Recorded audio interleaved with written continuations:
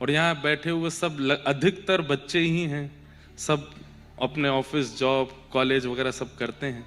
तो उस नाते से आप सब कैलेंडर फॉलो करने वाले लोग हैं, तो इस साल की क्षमा मांग लीजिएगा कि 365 दिनों में जो भी नाथ हमसे अपराध बना, अपराध केवल एक ही है, विपद विस्मरणम विष्णु। हम जिस क्षण ठाकुर जी को याद नहीं करते वही क्षण अपराध है। हर क्षण ठाकुर जी की स्मृति बनी रहे।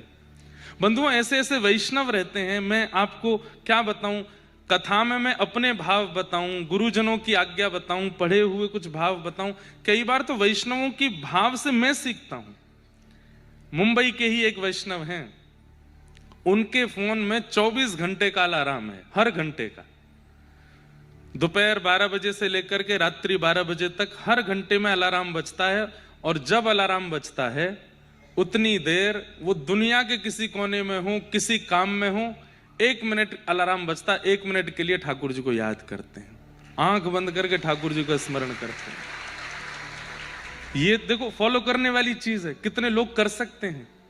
भाई वाइब्रेशन पे फोन है, शरीर से छुप तो रहा है, जब वाइब्रेट हो 1 घंटे बाद बस देखा कोई कॉल तो नहीं है, उसी समय नेत्र बंद किए, प्रिया जी को याद किया, ठाकुर जी को याद किया, सदगुरु को याद किया, धाम को याद किया। हर क्षण तो नहीं बन पा रहा, हर घंटे तो बन सकता है ना।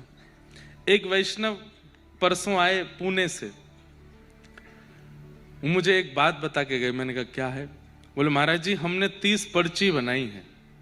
मैंने कहा क्या है उनमें? बोले 30 पर्चियों में 30 प्रकार के व्यंजन हैं, प्रसाद पाने वाला व्यंजन, और वो 30 पर्ची ठाकुर जी के पास रहती। आप कथा में कहते हैं कि ठाकुर जी को 3 चीज प्रिय हैं, राग, भोग और श्रृंगार। तो महाराज जी गला है नहीं तो राग तो हम कर नहीं पाते, क्योंकि कॉर्पोरेट जॉब करते हैं, इसलिए श्रृंगार भी बहुत विशेष नहीं कर पाते। तो मैंने कहा क्या करते हो? बोले सुबह सुबह उठ के दोनों पति पत्नी ठाकुर जी के पास जाते हैं और उनके सामने एक बाउल में हमने 30 पर्ची बना के रखते हैं। एक पर्ची उठाते हैं, आज क्या पाने की इच्छा है, और उसमें जो नाम आता है वो बना के ठाकुर जी को पवाते थे, वही पाके हम चले जाते। मैंने कहा भाई धन्य है। और बोले उसमें एक व्यंजन नहीं होता, बाल भोग में ये पाना है, राजभोग में ये पाना है, शयन भोग में ये पाना है, 3 भाव। मतलब 30 पर्ची, एक पर्ची में 3-3 भोग, सुबह दोपहर शाम की सामग्री। तो बोले आपने कहा था महाराज जी अपने मन से नहीं, ठाकुर जी की इच्छा से प्रसादी बनाओ। तो हमने वो पर्चियों को ठाकुर जी की प्रसादी मान लिया है, उस भाव से करते हैं। कैसे कैसे भाव हैं सबके। बस ये भाव ही भगवत प्राप्ति का साधन है। सब साधन एक तरफ हैं, उपनिषद हैं, वेद हैं, पुराण हैं, नियम हैं, कर्मकांड है।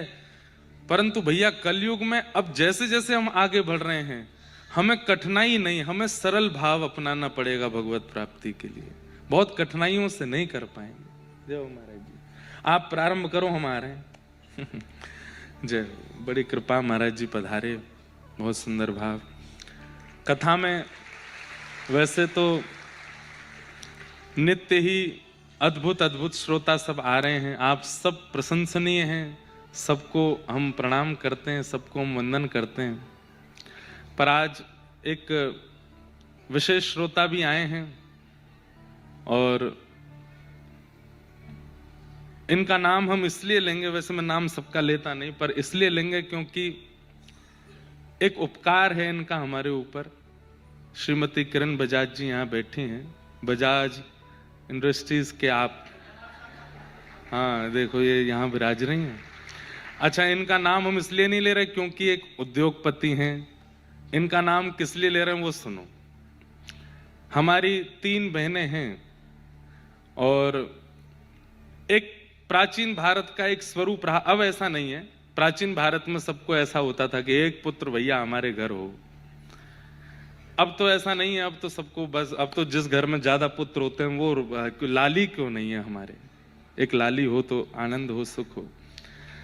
तो पूज्य पिताजी महाराज की अनेक कथाएं वर्धा में, शिकवाबाद में, मुंबई में आपके द्वारा हुई, तो आपको भाव रहता था कि ठाकुर जी महाराज को एक पुत्र हो।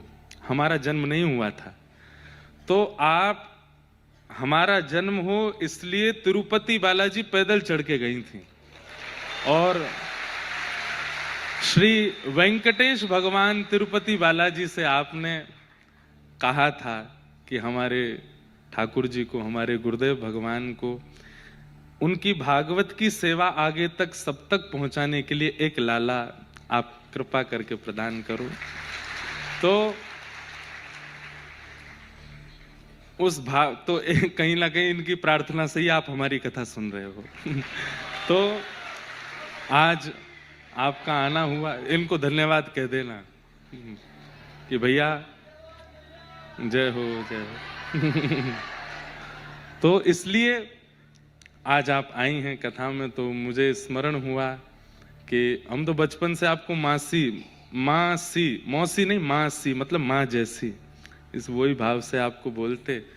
तो आज आप आए तो मेरे मन में भाव आया कि माता हैं, पिता हैं, वो सब संत हैं जिन्होंने आशीर्वाद दिया दास को, पर संतों के साथ साथ कई वैष्णव भक्तों का भी आशीर्वाद मुझे है, उनमें से एक आप भी हैं। आप भी आज आए हैं कथा में, बहुत बहुत आपका अभिनंदन, स्वागत। आप सबको बारंबार प्रणाम। कल ठाकुर जी का मंगल जन्मोत्सव कथा में हुआ, आज प्यारे गिरधर लाल जी कथा में आएंगे 56 भोग आरोगने के लिए। कल की कथा बंधुओं दोपहर 12 बजे से है, तो पहले वो 10 बजे से कुछ मुझे समय पता चला था। अब जो रात में रुकने की सोच रहे हैं वो चले जाना। सुबह, हाँ, और इतनी जल्दी नहीं आओ। खैर मुझे तो पता नहीं, पर यहाँ देखो ये भुवः, वो स्वर्ग लोक, ये 3 लोग तो यहाँ बैठे हैं, एक रसातल और है नीचे। मैं वहां भी गया था कल, और वहां भी तिल रखने की जगह, नीचे भी लोग बैठे, बाहर भी लोग खड़े हैं, यहाँ बीच में दोनों तरफ गैलरी है, वहां भी लोग बैठे हैं। कम से कम दादर में ये पहली बार होगा कि 10,000 के करीब